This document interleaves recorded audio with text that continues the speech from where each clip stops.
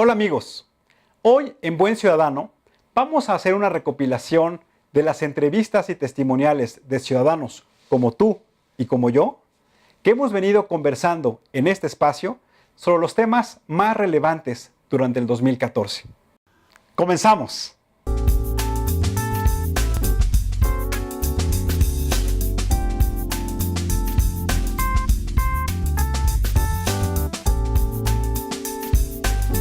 El día de hoy vamos a hablar de un concepto, rendición de cuentas.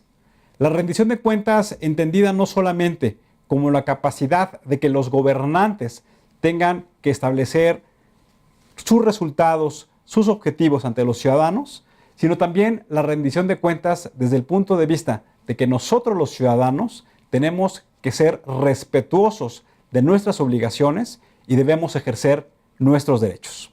El día de hoy nos acompaña un ciudadano que en su actividad profesional ha sido uno de los promotores para que en nuestro país la transparencia sea parte de un sistema institucional. Y además, hoy encabeza una de las instituciones académicas más serias y que mayor calidad en materia de investigación viene realizando. Nos acompaña Sergio López Ayón. Para empezar, ¿qué es para ti ser un buen ciudadano? Un buen ciudadano es aquel que ejerce a cabalidad sus derechos y cumple con sus obligaciones. Solemos enfatizar la parte de los derechos y nos olvidamos de las obligaciones. Pero el buen ciudadano es el que hace ambas cosas, que sabe cuáles son sus derechos, los ejerce y también conoce sus obligaciones y las cumple. Y ese es el círculo virtuoso para ser un buen ciudadano. Sergio, para ti hoy, ¿cuál es el estado de situación de cómo se encuentra la rendición de cuentas en nuestro país? Aunque tenemos muchos elementos, la realidad es que estos elementos dispersos, fragmentados, que no hemos podido articular, no nos están dando como resultado un buen sistema de rendición de cuentas. O para decirlo más claramente, no tenemos rendición de cuentas adecuada en este país y nos hace falta urgentemente tenerla. ¿Qué tenemos que hacer los ciudadanos, las organizaciones de la sociedad civil, para trabajar junto con el gobierno, junto con las instituciones académicas, para armar este rompecabezas que tanto necesita nuestro país? Hemos ido creando una separación, un abismo entre el que ejerce el poder y el ciudadano, de tal manera que hoy parecemos que estamos completamente divorciados. Un sistema de rendición de cuentas lo que tiene que hacer es restablecer esta vinculación que no solo se da cuando se vota, sino que se da todos los días, cotidianamente, cuando se ejerce el poder. La percepción de los ciudadanos es que los gobiernos de los estados, los gobiernos de los municipios, la Cámara de Diputados y la Cámara de Senadores son las instituciones que menos rinden cuentas. Si lo queremos ver desde la experiencia del ciudadano, ¿qué le pasa cuando va y pide información? Lo que vamos a encontrar es un desencanto originado en la falta de claridad, en la falta de documentos, en la falta de información inteligible para el ciudadano. La experiencia es muy mala en muchos sitios. ¿Qué percibe el ciudadano? Pues ¿de qué sirve todo eso si yo, cuando voy y pido un documento, quiero saber cómo se ejerció el presupuesto y cuáles fueron los resultados, no estoy obteniendo el resultado? De tal manera que tenemos que tener un entorno de mucho mayor exigencia y los ciudadanos, en vez de consolarnos con pues no me dieron, ya no hago nada, es crear entornos de mayor exigencia para que las autoridades hagan esto que tienen que hacer. Tenemos que poner mayor atención en la actividad de los representantes, sobre todo de los diputados y de los congresos. Tenemos que restablecer de nuevo este vínculo político directo entre los electores y el electo, la autoridad electa. Yo creo que aquí la presencia de la reelección legislativa es un elemento que nos va a ayudar a tener mejor control ciudadano sobre los diputados. Pero no va a ser automático, es decir, no basta la reelección, sino ahora hay que avanzar en los mecanismos que permitan, insisto y reitero, esta rendición de cuentas. Pero yo diría algo más.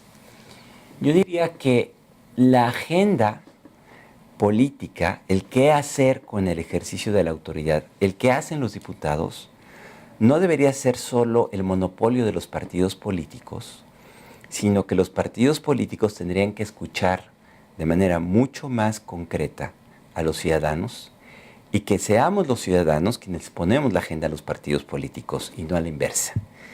Y esto hoy es muy difícil porque no contamos con estos mecanismos que nos permitan una adecuada rendición de cuentas. Aquí en este programa también hemos platicado que hoy vemos también una desvinculación de organizaciones de la sociedad civil que de manera muy profesional están haciendo estudios periódicos sobre cuál debe ser la calidad de las políticas públicas y su eficacia. Claro. Pero también creo que es importante que se dé esa vinculación con los ciudadanos. ¿Cómo la logramos, Sergio? Tú que también eres parte de sociedad civil. Las muy buenas organizaciones de sociedad civil que están haciendo estudios de política pública, lo seguimos haciendo desde la perspectiva del Distrito Federal, de estudios muy interesantes, muy completos sobre el ejercicio del presupuesto, por ejemplo, o la obra pública, o los programas sociales. Bueno, a mí me parece que tenemos que bajar a otro nivel, a un nivel mucho más básico, a nivel de los municipios, ¿sí?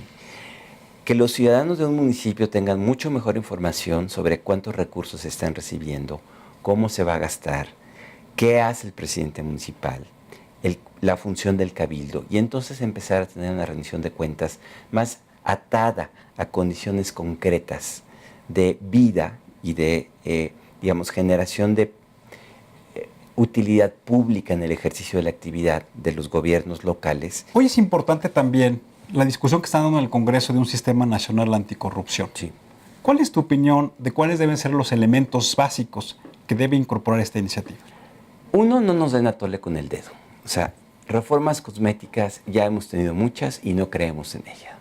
Pero dice dos, lo que tienen que hacer es articular las piezas que ya existen y dotarlas de mejores herramientas.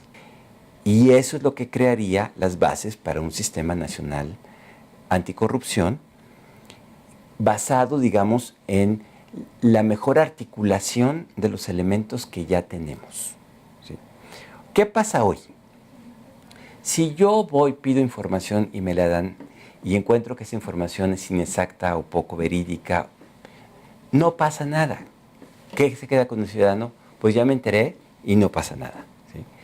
¿Qué pasa cuando la Autoridad Superior de la Federación hace una evaluación del ejercicio inmediato anterior y la reporta a la Cámara de Diputados? No pasa nada. ¿Sí? Esta sensación de impunidad es la que acaba frustrando al ciudadano y generando una enorme desconfianza en estos mecanismos. Pero no funcionan porque no están adecuadamente articulados. Eso es lo que tenemos que lograr y por eso la exigencia de las organizaciones al Congreso, decirles, háganlo, pero no háganlo como ustedes quieran, háganlo así para tener un mejor resultado. Seguimos pensando que reformas en la Constitución o en las leyes transforman la realidad. Y lo que tenemos que empezar a entender, y eso es lo que muestra muy bien la métrica, es que podemos tener muy buenas leyes, pero si no las acompañamos de los procedimientos, las modificaciones en las rutinas, la capacitación de los funcionarios y las herramientas, pues por buena que sea la ley, no cambia nada. Las cosas siguen igual. Pero para poder rendir cuentas hay que hacer cuentas, hay que tener un sistema de contabilidad, hay que tener funcionarios que puedan hacer las cuentas, hay que documentarlo. ¿Y cómo hacer las cuentas? Y tenemos que tener ciudadanos que sepan leer esos documentos, ¿sí? Y que entonces puedan interpretarlos y dar resultados. Pero no puede haber rendición de cuentas sin cuentas. ¿Sí? Entonces no hay transparencia sin documentos.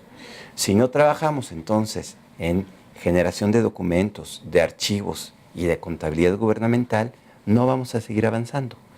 Y ese es el corazón del problema. ¿Cómo pasamos del buen principio o del gran derecho constitucional a hacerlo operativo en la realidad?